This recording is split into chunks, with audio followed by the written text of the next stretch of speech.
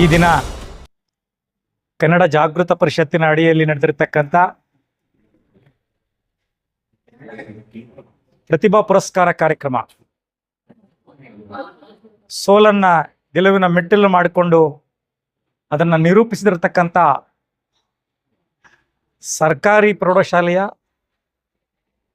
SSLC ವಿಭಾಗದಲ್ಲಿ ಅತಿ ಹೆಚ್ಚು ಅಂಕಗಳನ್ನು ಗಳಿಸಿರ್ತಕ್ಕಂಥ ವಿದ್ಯಾರ್ಥಿಗಳ ಜೊತೆಯಲ್ಲಿ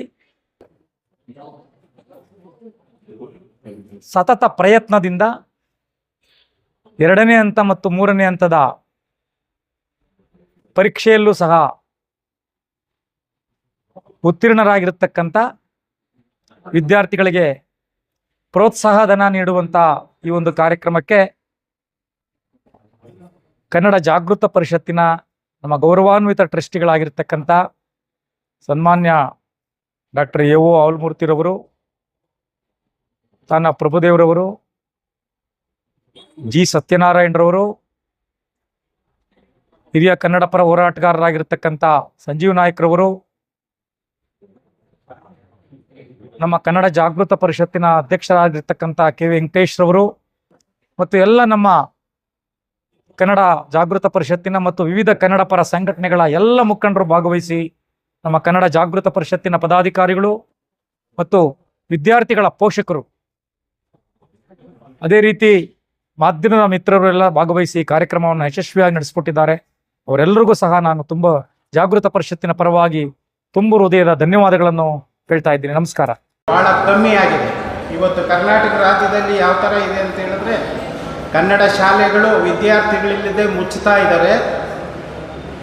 ಶಿಕ್ಷಕರು ಇಲ್ಲ, ಸುಸಜ್ಜಿತವಾದಂಥ ಶಾಲೆಗಳಿಲ್ಲ.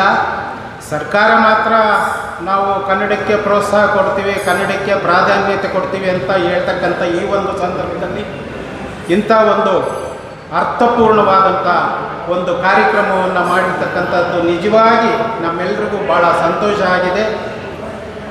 ಇದರ ಜೊತೆಗೆ ತಾವುಗಳು ಈ ಕಾರ್ಯಕ್ರಮದಲ್ಲಿ ಪಾಲ್ಗೊಂಡಿರ್ತಕ್ಕಂಥ ತಂದೆ ತಾಯಿಗಳು, ಪೋಷಕರು, ವಿದ್ಯಾರ್ಥಿಗಳು, ಅಭಿಮಾನಿಗಳು, ಸ್ನೇಹಿತರುಗಳು, ಇಂಥ ಈ ಜಾಗೃತ ಪರಿಷತ್ತಿನಲ್ಲಿ ನಾನಾ ರೀತಿಯಲ್ಲಿ ನಾನಾ ಸಂದರ್ಭದಲ್ಲಿ ಕಾರ್ಯಕ್ರಮಗಳಾಗ್ತಕ್ಕಂಥ ಸಂದರ್ಭದಲ್ಲಿ ತಾವುಗಳು ಬರಬೇಕು, ಕಾರ್ಯಕ್ರಮದಲ್ಲಿ ಭಾಗವಹಿಸಬೇಕು ಅಂತ ನಾನು ಈ ಸಂದರ್ಭದಲ್ಲಿ ಪ್ರಾರ್ಥನೆ ಮಾಡಿಕೊಂಡು ನನ್ನ 2 ಮಾತನ್ನು ಮುಗಿಸ್ತೀನಿ. ಜೈ ಕರ್ನಾಟಕ.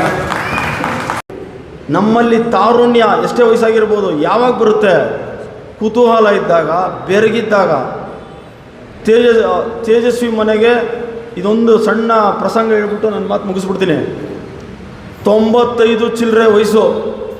ಯಾರಿಗೆ? ಶಿವರಾಮ್ ಕಾರಂತರಿಗೆ. ಆ ಕೊನೆಯ ಏಜಲ್ಲಿ ಅವ್ರೇನು ಮಾಡ್ತಾರೆ, ಪೂರ್ಣಚಂದ್ರ ತೇಜಸ್ವಿ ಮನೆಗೆ ಹೋಗ್ತಾರೆ. 4 ದಿವಸ ಇರ್ತಾರೆ. ನೋಡಪ್ಪ, ನಾನೀಗ ಅರ್ಜೆಂಟಾಗಿ ಮನೆ ಕಡೆ ಹೋಗಬೇಕು, ನಾನು ಹೋಗ್ಬಿಟ್ಟು ಮತ್ತೆ ನಿನ್ನ ಹತ್ರ ಬರ್ತೀನಿ ಅಂತ ಹೇಳ್ತಾರೆ. ಯಾಕೆ ಗೊತ್ತಾ? ನಾನು ಕಂಪ್ಯೂಟರ್ ಕಲಿಬೇಕು ಅಂತ. 95 ವರ್ಷ. ಅವರು ಬಿಡಿ, ಕಾರಂತರ ಬಗ್ಗೆ ತುಂಬ ಹೇಳ್ಬೋದು. ಯಾವ ವಿಷಯ ಅವ್ರಿಗೆ ಗೊತ್ತಿಲ್ಲ ಅನ್ನೋದೇ ಅಷ್ಟು ಅಗಾಧವಾದ ಜ್ಞಾನ ಇದ್ದ ಮನುಷ್ಯ. ತೇಜಸ್ವಿಗೆ ಹೇಳ್ತಾರೆ, ನೋಡಿ ತೇಜಸ್ವಿ, ಇನ್ನು 4 ದಿವಸ ಇಲ್ಲಿದ್ದೆ, ನಿನ್ನೆಲ್ಲ ನೋಡಿದೆ, ನಾನು ಮನೆಗೆ ಹೋಗ್ಬಿಡ್ತೀನಿ, ಏನೋ ಒಂದು ಅರ್ಜೆಂಟ್ ಕೆಲಸಗಳಿದೆ, ಅದನ್ನು ಮುಗಿಸ್ಕೊಂಡು ನಿನ್ನ ಹತ್ರ ಬರ್ತೀನಿ. ನೋಡಪ್ಪ, 15 ದಿವಸ ನಿನ್ನ ಜೊತೇಲಿ ಇರ್ತೀನಿ, ನನಗೆ ಕಂಪ್ಯೂಟರ್ ಹೇಳ್ಕೊಟ್ಬಿಡು ಅಂತ. ತೇಜಸ್ವಿಗೆ ಕಂಪ್ಯೂಟ್ರ್ ಗೊತ್ತು, ಕಂಪ್ಯೂಟ್ರಲ್ಲಿ ಬರೆಯೋ ಚಿತ್ರಗಳು ಗೊತ್ತು, ಕತೆ, ಕಾದಂಬರಿ, ಪ್ರಬಂಧ, ಕಾಡಿನ ವಿಷಯ ಎಲ್ಲ ಗೊತ್ತು.